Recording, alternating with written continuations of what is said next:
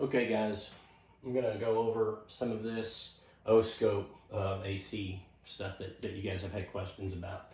So if we're looking at a signal on our oscope here, okay, I've got the oscope set to where we have a full signal that covers as much of the screen as we can possibly. Okay, now to explain some of the things here, okay, from this midline here, okay, this is my zero line. Right here. It's my zero line, 0 volts for measuring volts.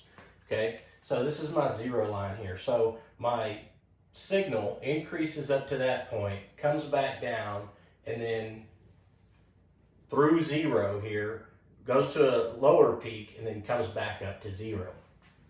So what I've got is, if we look at this, my period here, or my time, goes the entire full length of the screen.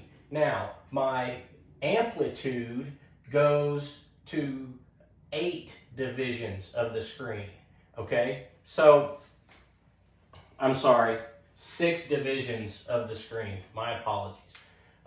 We've got 10 this way, okay, and 8 divisions that way, okay? 10 divisions by 8 divisions. So, with that being said, we've got, if it's a total of 8 divisions here, this is 1 short of that total amplitude, and this is 1 short of that total amplitude. So my total number of divisions here that my entire amplitude takes up is 3 up and 3 down, so to speak, okay? So that's a total of 6 divisions of amplitude there, complete. All right, 3 positive and 3 negative, if you will, okay? Now, again, my time, or my period, is the time it takes to complete 1 full cycle, okay? And that's actually, I've got it set up here at 10 divisions, all right? So, when we look at this, we see this, and what we want to do is we can use our adjustments on our oscope controls here, okay, with our vertical position. If this is coming in on channel 1, we can use our vertical position here. What we want to do is we want to make sure that our signal is centered vertically as perfectly in the middle of the screen as possible. So that way I know that my positive peak here and my negative peak here are exactly the same. Okay, now, even if they're not, okay, even if I can't get it set to where they're not exactly the same, all I have to do is count the number of divisions for my total amplitude change here and divide that by 2, and that gives me exactly half of that. Okay, so what we're looking at in real terminology here is that this 1 peak, if you will, okay, or this 1 amplitude max there, okay, is called voltage peak, all right? That is voltage peak. And from the 0 line down, that is voltage peak. But from the peak of that wave there to the peak of that wave there, that is voltage peak to peak, okay? So we've got peak voltage and peak to peak voltage, all right? So, again, we've got our period here, or our time, or our cycle. How long does it take? How much time does it take for it to complete 1 full cycle there? Okay? And I've got some of that listed over here, and we're going to look at some real values here. Okay? So, my time per division on my oscope is set to 0.1 seconds. Okay? If it's set to 0.1 seconds and my cycle, or my full time here, is 10 divisions, that's 10 times 0.1 seconds. Okay, well, that gives us our period here, which is actually just what? 1 second. Okay, if we've got 10 divisions times 0.1 seconds, that gives us 1 second for our time, okay, or our period. Now, our voltage per division is set to 0.5 volts per division, okay? So if we've got 3 volts peak and 3 volts peak, okay, our voltage, our peak voltage, okay, which is either this or this, okay, if that is 6 divisions here at 0.5 volts per division, that is going to give us 3 volts total, okay? Our peak voltage is 3 volts. Well, if we look at 3 volts and 3 volts here, our total voltage peak to peak value is going to be 6 volts. Okay, now, it just so happens that on our oscilloscope here, like we talked about before, each one of these quadrants here, okay, all over this screen is 1 centimeter by 1 centimeter. So on some of the quizzes, it might be asking you how many centimeters tall, how many centimeters long, okay? That's what we're talking about. It's the same as divisions here, okay? Volts per division, volts per centimeter, if you want to say that. Okay, time per division, time per centimeter. Okay, it doesn't make any difference how you look at it. It's all telling us the same thing. Like I said, each one of those quadrants, those major quadrants, are set up and is 1 centimeter by 1 centimeter on the scope screen. So that kind of gives you guys an idea of some of the things that we're looking at here. Now, where we run into a little bit more difficulty, okay, is when we start talking about voltage RMS or frequency, okay? We're going to start off by looking at voltage RMS. So we've already talked about what voltage peak and what voltage peak to peak mean, okay?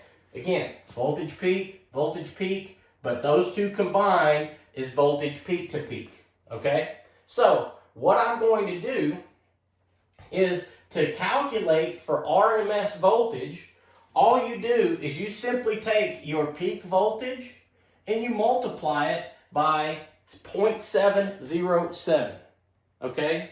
That is just a factor that we use to calculate RMS voltage. So, our peak voltage here was 3 volts. So, I take 3 and I multiply it by 0.707, and that gives me 2.121 volts, okay? 2.121 volts, all right? That is voltage RMS, okay? RMS just stands for root mean squared. So what that's giving you is basically, if you want to think about it like this, it's an average voltage. Because what we've got is we've got voltage increasing here and then coming back down. And then increasing and then coming back down. Increasing and then coming back down. So over time, what we actually see is 2.121 volts RMS. Okay, that's that quote average voltage. All right? So that's RMS voltage. Now, if we want to find frequency here, frequency is a time function or a function of time, okay? And time is a function of frequency. When we're talking about a wave form here, as it travels, okay, it's going to travel and it increases, decreases, increases, okay, comes back down to 0. So what we see here is we see this cycle occur, and what frequency means is how many cycles in 1 second. Okay? How many times does this complete this cycle in 1 second?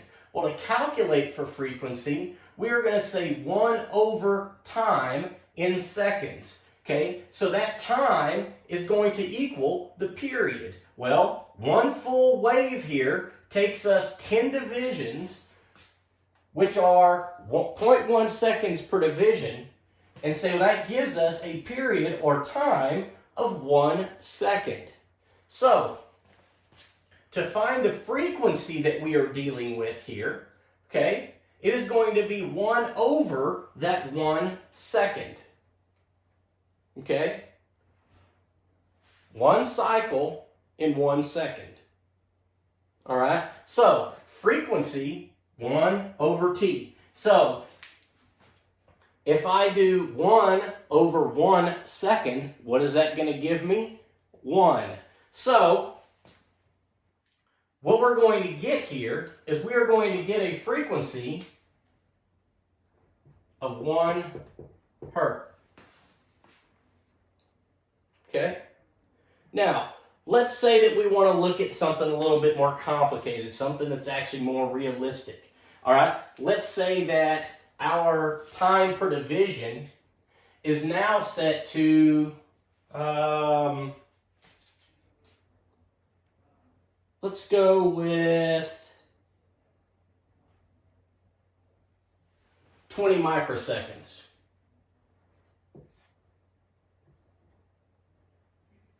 Okay? 20 microseconds.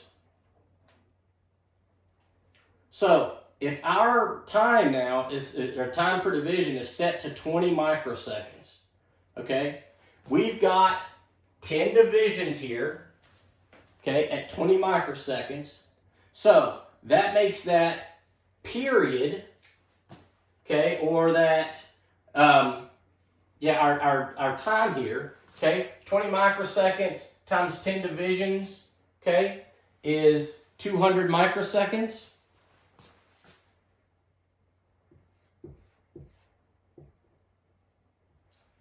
Okay, 200 microseconds, or 0.2 milliseconds, depending on how you want to look at that. But that's our period here, 200 milliseconds. 200 microseconds or 0.2 milliseconds. So if our period is now 200 microseconds, what I do is, again, I'm going to just basically invert that. So 1 over whatever our period.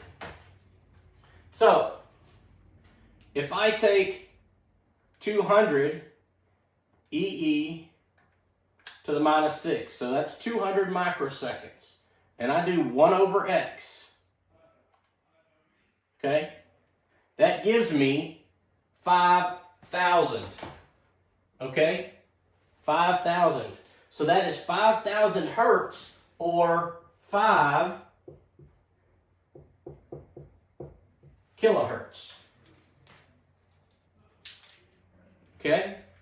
So, this is how we find frequency.